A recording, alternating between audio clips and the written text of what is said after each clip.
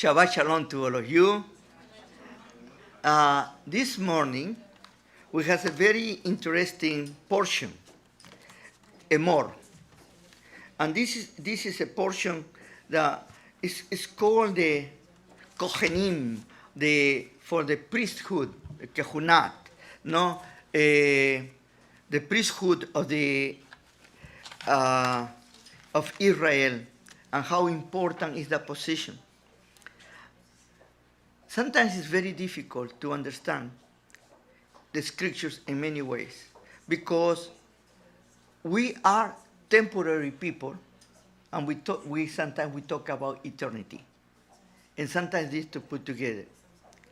But believe me or not, in certain way, our Creator is teaching us a dual system, and we are going to see it this morning. This dual system or duality of system, what it is about, from one side, he's eternal. From the other side, we, his creation, in this world, in this earth, we are temporal. No? But also comes here this duality. He breathes on us. And breathing on us, we have been made to his likeness and image. We have been created according to him. And he put this spark of life in each one of us. That each individual, each human being has some kind of divinity, has the power of his presence. You see, you don't need to be Jewish, or you don't need to be part of Israel to have this spark of life. And the God of Abraham, Isaac, and Jacob is not the God only of Israel. He is the Borei Olam. He is the creator. And believe me or not, anything that exists here was created by him. Now, there are people still here that they have the chutzpah to deny the Borei Olam. They call themselves atheists. And they're very proud people, you know, because supposedly they don't have any doubts about. This is the people who believe that they come from the monkey. There's the people who believe that was a casualty, that was a mistake or something, that boom, they were created, you know. And to me, what is interesting sometimes when I talk to these people, okay, well, some of them, they call themselves that they are scientists, or the scientists, they don't have anything, you know. They call themselves that they're pure science. And you know what? Let me tell you, these people they need to have more faith on their supposedly science than all of us, we need to have faith in the Creator. Because that is a hocus pocus, that what I believe. Suddenly, you know, something happened. And that you need to have more faith than to believe that there is a superior being who created us. Well, in this portion, the Creator is going to reintroduce the Kehunah, the priesthood. And he's going to tell Moshe Rabbeinu to talk to his brother. And here is very interesting, he used the word Emor. Tell him, you know. And Moshe Rabbeinu has been very careful with his brother. Many of us, we ask this question: how the Creator choose Aaron among all the people to be the line, the lineage for the priesthood? Poor Aaron, he was timid. He talked, he was older than Moshe Rabbeinu. The Creator didn't choose Aaron to be the leader. He chose Moshe. You know? The first time that Moshe goes on his own, after they have taken out of Egypt, after the Yetziah, the exit, you know, leave his brother in charge of the people. And what the first thing that he said? Oops! Something came out. It became a golden calf. I threw it, poof, came out. That was his excuse. Then he is going to be the high priest, the Hagadol Kohen. And this is not the only time. Then we see the death of his two oldest sons, Nadab and Abihu. And later on, we are going to see our own Aaron gossiping with his sister Miriam against his brother. And you ask yourself, how he can be the Gadol HaKohen? This is going to tell you something also. Our Creator didn't make us perfect. And this is something that many other religions, they are going to tell you that you can achieve perfection. In Judaism, we are all the time in the gray zone. Other religions are black and white. We are gray zone. We are constantly questioning ourselves, the neighbor, and everybody else. We never are really sure about even what we believe. You read the Talmud, you're going to see the discussion among the rabbis. And suddenly you have three rabbis with three different opinions. And what the Talmud say? You're right, and you're right too. If you say to somebody who is black and white, they start to scratch because they believe in what? In the absolute truth. And there is no absolute truth for humans. The absolute truth is the Creator who contains everything. But we are partial. We have partial understandings. And the thing that the Creator has revealed for us is to know.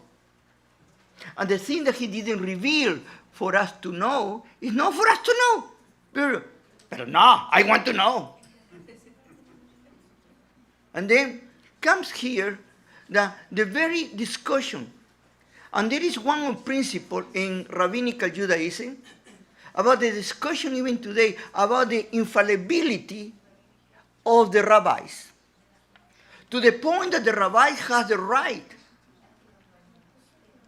to discuss with the Creator and win their arguments to the Creator. And sometimes the Creator needs to say, oof, you're right, I am wrong. That's a chutzpah. But there are some people who believe it. And other religions inherited the idea of the infallibility of the rabbis and they copied to their own religious groups. The only one that's infallible is the Creator. All of us as human beings, doesn't matter how high we are in the ladder that we think we are humans. And as humans, we commit mistakes. Yes, Rabbi has been wrong before. They can be wrong again. Like any human being. Their intentions always is to do the best, but sometimes their intentions are not the best. And many times we have halakha. And that halakha needs to be changing with the time. Why? Because they start realizing that was not what they thought that it was going to be. In this portion, this is a very interesting discussion at the end of this portion in chapter 24 about the Israelite woman who has a son with an Egyptian. And the question has come, who is a Jew? Who is an Israelite? Interestingly enough, we want it or not, the Torah says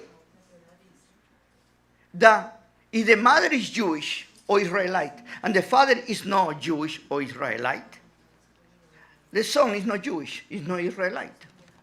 What I say? But the rabbi had decided the opposite.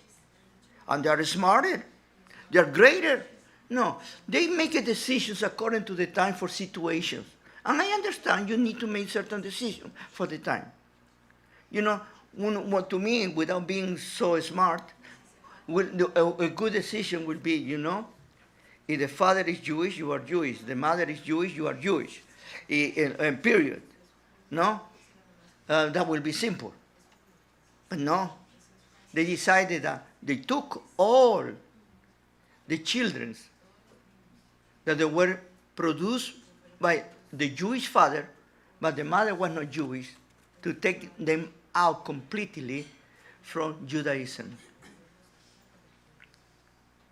Exactly what the Torah say, no. Came in the time of Ezra, and he came back to Jerusalem to build the temple, the Mikdash, and what he say? He found himself a lot of Jewish people that stayed there that had married Gentile women. And they make a decision among themselves. And the decision is, from now on, these children are not Jewish because the mothers are not Jewish. I have a simple question. Who is right, the Creator or men? You know, Jeremiah Ranebi had a problem. That is the reason that he wrote in chapter 17, verse 5, verse 7, verse 9 and 10. What he wrote. You know, cursed be the man who trusts in men and puts his middle in the way of men. In the way of men. Verse 7. Blessed be the man who trusts in the Creator, because he will be blessed. Verse 9 and 10. Who can know the heart of man? Deceitful it is. And what did verse 10 he say? And you there. The Creator said, I know the heart of man. And I literally say, I weigh their heart. I measure, I test their hearts. And I give it them accordingly.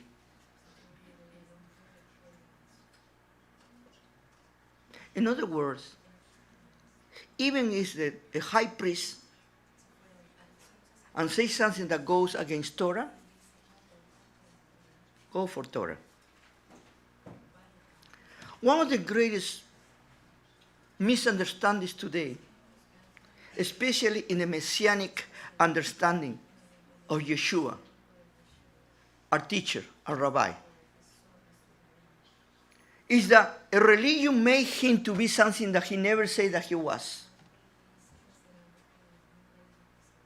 They crowned him as the God of the Gentiles, and they made him another God equal to the God of Abraham, Isaac, and Jacob.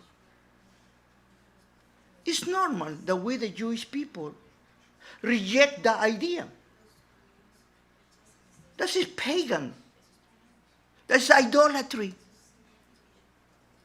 They have not read the second commandment in the Torah. Now that we are in this time of counting the Emor, that we are from Pesach to going to Shavuot, when we are going to celebrate the giving of the Torah. By the way, there is no in the Torah the principle that we receive the Torah on Shavuot. But if you count the days and the times, you can arrive to the idea. Even that, of course, that has been an idea of our elders. But one of the things here is, how can you accept something that goes against Torah? And it's very, very deep in our hearts. This idea, you shall not have any other God but me. You shall not have statues, idols, things, or replacement to me. You shall not make any human being a replacement of me, any animal or anything created by me to make a God. And on this idea, that we are under theological bombardment of different religions. They want to impose the way of beliefs. And they are accepted by people who do not understand the scriptures. And they accept whatever sounds nice into their ears. Well, everyone as individual is responsible for understanding and looking at the scriptures. And this is why the Kohanim were very important. The priesthood. Because the role was to lead Israel in the right way. To teach them about Torah, not to teach them about halakha. Not to teach them about Mesorah traditions, but to teach them about Torah. And to understand the principle of the Creator, His word to be applied in our life. When we say that we are Shomer Torah, doesn't mean that I am a replica or I imitate somebody else. Shomer Torah doesn't mean that I dress in a special way or I do certain things in a special way. Shomer Torah means that the Torah is within me and I walk halakha with the Torah that God has given to me, to all of us. And here is the principle that this portion is going to teach us. Because in chapter 23, we are going to see the second part I told you. One is eternal. Our God is eternal. But the second part is about how temporal we are. Chapter 23 of Leviticus, Vayikra, is going to teach us about the important idea about time. The duality of this. From one side, eternal. For one side, we are temporal.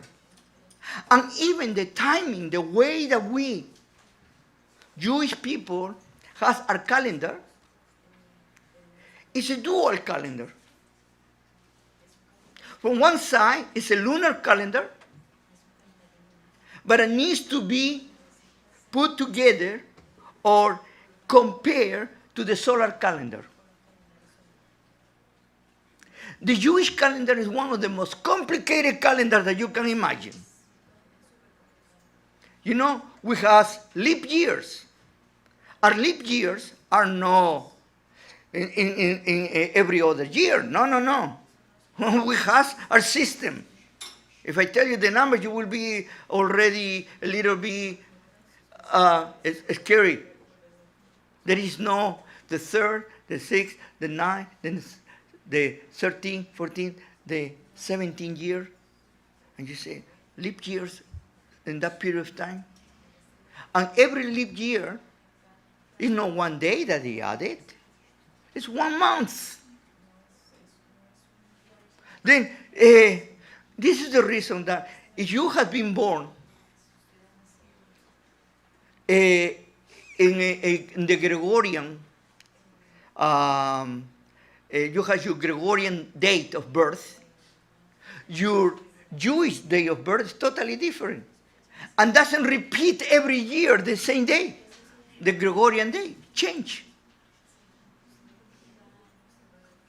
We follow the Jewish calendar for our bar mitzvah and bar mitzvah and for our discord, for all our remembrances, for our memories. You know? And this duality, lunar calendar and solar calendar, make us more clear. If we were only lunar calendar, what would happen with Islam? You know, for example, the festival of Ramadan goes from January to December, all depending whenever, because they have lunar calendar. We, Jewish people, Pesach is always in the spring, because we need to make the adjustments. The Hamoedim, or the appointed times of the Creator, is to give us an idea about our relationship with him at this time and how temporary we are. You know, I always say that Pesach is the beginning and Sukkot is the end of the cycle. I call the beginning Pesach and Sukkot the beginning of the end. And during this festival, we have festivals that are related with agriculture, and there are festivals that have nothing to do with the agriculture. Two of them is Yom Teruah, and the other is Yom HaKippurim. That has nothing to do with the agricultural system. And then we have the Shalosh Regalim, the three festivals of pilgrimage. Interestingly enough, what they are them? Pesach, Shavuot, and Sukkot. Why they are important? Because all of these three represent agricultural ideas and to give thanks, the Todah, to the Creator for providing us rain, for providing us good harvesting, for providing food, for providing things to us. He is our keeper. But at Yom Teruah and Yom HaKippurim, there has a different dimension. That is the dimension that we are going to be with the Creator in the, what I call it, in the infinite way, in the eternal way. The Yom Teruah is to awaken in us. You see, the seventh day, number 7, is very important in Gematria in Judaism. And 7 by itself means job accomplished. The 8th day means a new beginning. You know, Sukkot is a very interesting festival. Sukkot, that is called the beginning of the end and a new beginning. Why? Because Sukkot is a festival with 7 days plus one extra that sometimes we don't even know what it's for. We have different explanations. But because the Creator is like that, He's giving us a taste of who He is about eternity. Even though we are temporal. But all of us, without exception, like I say, we have this spark of life. He breathed upon us, His Ruach, His Spirit, His Neshama, whatever you want to call it. It's His presence in us. And every human being on earth has that. Israel was chosen as the priesthood. Shemot 19:6. We are a kingdom separated to be priests of everything. What is a priest? A priest is a link. A priest shows continuity, brings messages and transfer to others. And Israel was going to be a priesthood. And why? Because like in Yeshayahu, Ranebi, the prophet Isaiah in chapter 2, say, we are going to be or legoyim, light to the world. What is the purpose of the people that have been called by the Creator, by His voice, and make us part of Him? It is that we need to set the example and to bring to the rest of the nations this wonderful message that the Creator gave us in Har Sinai. Bring us down His basic constitution for all humanity. That is not that difficult. The 10 Commandments. In the Ten Commandments, you have everything for the humanity to live a good life. But we human beings, we think we are smarter than the Creator, or we do not need to take care of the Creator, we don't need to accept the Creator, and we do whatever we want to do because we have received the Hirach of Shear, free will. Here is what is so important. The Kohanim, the priests, is to teach us the right way. But what happens if the priesthood is corrupted? What happens if our leaders are corrupted? Lead the whole nation, the whole people to destruction. You know, at the time of Yeshua, our teacher and prophet, our Messiah, what was the problem? In Jerusalem, in Israel, the priesthood was on sale. And who became the Hagadol Kohen? The one with more money. And among themselves, they justify there because they say if they have wealth and they have money, it's because the Creator has blessed them and they must have something important to say. Had nothing to do with the moral quality of the person, has to do with how much money the person had. And what the Creator in this message is telling us, because he's repeated over and over again from the last Parashat Kedoshim, Ani, Kadosh, I am holy. I am your God and I am holy. I am separated from the rest. I am not like the others. And we do not understand that to be part of the Creator is to follow His instructions and His moral teachings. I mentioned to you last week about 3 terms: moral, immoral, and amoral.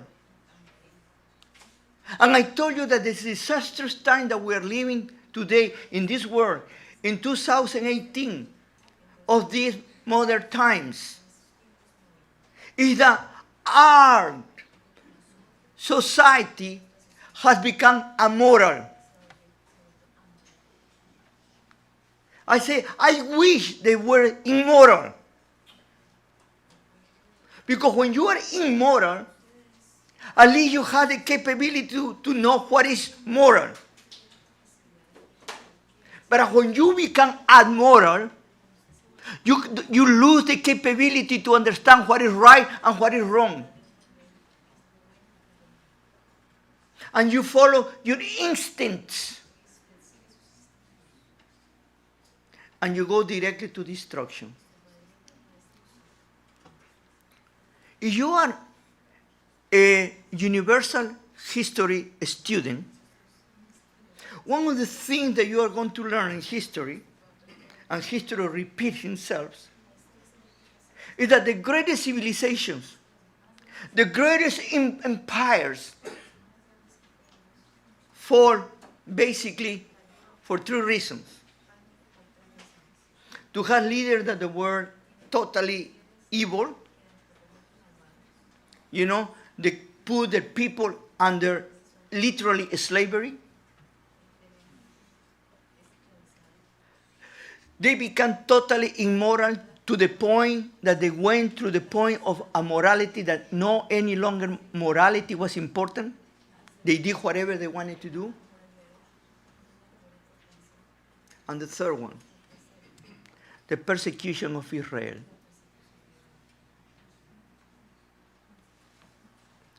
We are looking at that today. And Israel is persecuted because Israel is not doing the right job.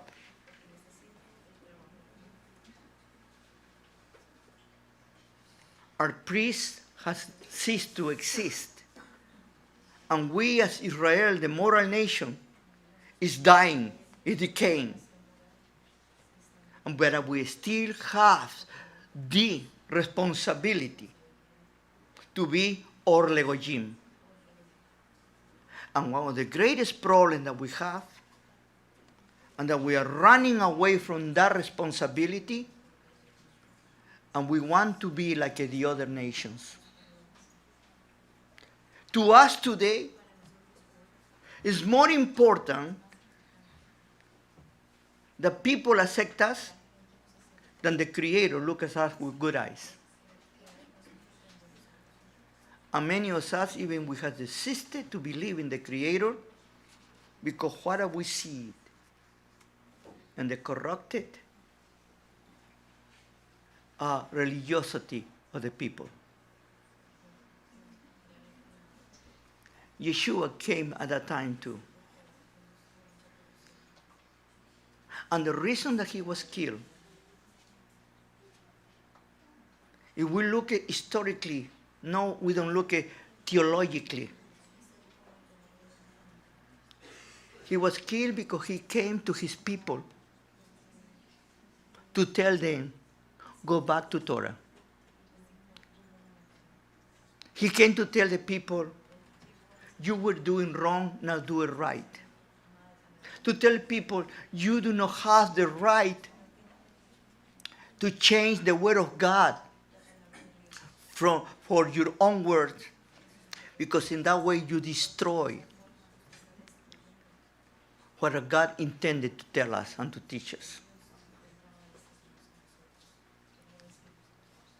You don't have the right to buy the priesthood.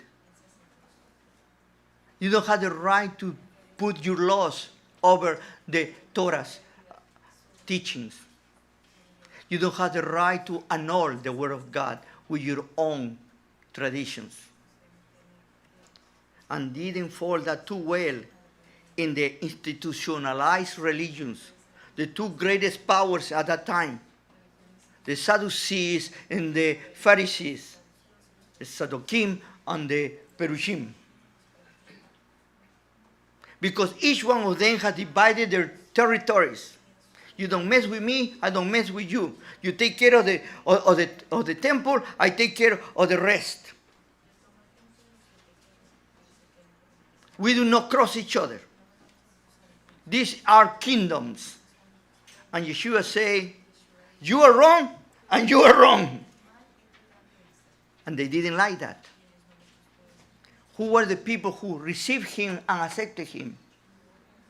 The Amorecs and the Sadducees and the Perushim that really had the heart right toward the Creator. Because he spoke to them in their language and the understanding. And they saw that what he wanted was the best for Israel. Sadly enough, his message was kidnapped, was taken by the Gentiles. And instead to make that message accordingly to Torah, they divorced his message from Torah. And that was their mistake.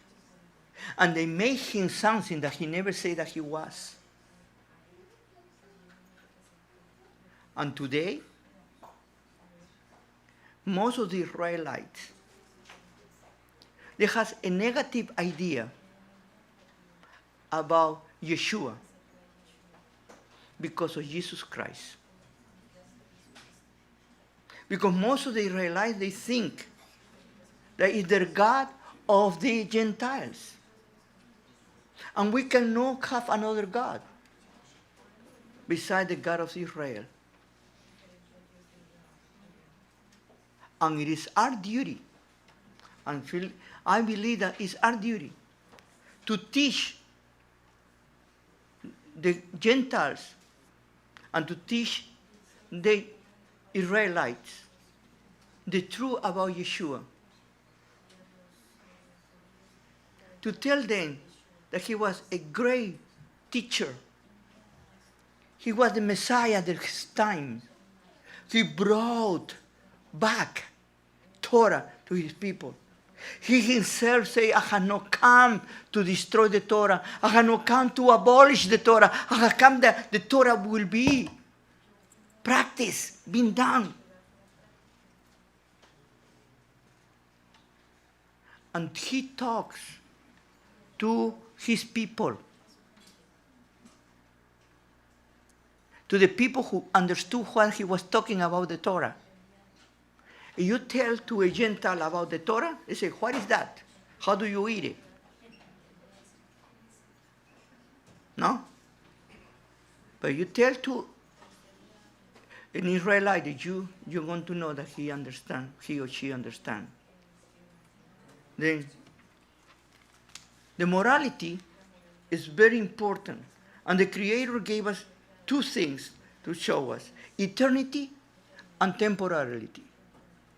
We are eternal and we are temporal. Our bodies, our flesh, you can call it that way, our humanity is temporal. But our neshama, our soul, is eternal. And we are in constant communication with Him. And let me tell you, not because you don't believe in Him, He ceased to exist. That is only in your head. And many of the people who deny the Creator are like the ostrich. The ostrich, when he is pursued by the lion, he starts running. The ostrich can run faster than the lion, and the lion can never catch the ostrich, ever. But what happened with the ostrich? The ostrich has a brilliant idea. I'm going to put my head in a hole, and I won't see anything. Then the evil is going to disappear. And that's when the lion has the lunch. Are you an ostrich? Or you are somebody that the Creator has given to you the light to pursue it and not to hide it? Are you a moral being? Are you an immoral being? Or are you an amoral being? Moral is the person who tries to do what is right. Immoral is the person who is doing wrong, knowing that is wrong. And an amoral person is the person that doesn't care. Doesn't know one way or the other. Doesn't care. Whatever better for me is. You know, when the Creator says, I'm finished here, you know, in Vayikrat, 19, the last week, Ve'ahavta re'acha kamocha. Love your neighbor as yourself. My question to all of you is, how can you do right to your neighbor if you don't do right to yourself? And how you not doing right to yourself can you say that you do it right with the Creator? And that is the problem with religiosity. Religiosity mar yourself, make you, put you in a sack, dark, and you are like the ostrich. You hide your head, and you become blind. You need to start with yourself to make it right with your neighbor and to have a relationship with the Creator. Shabbat Shalom.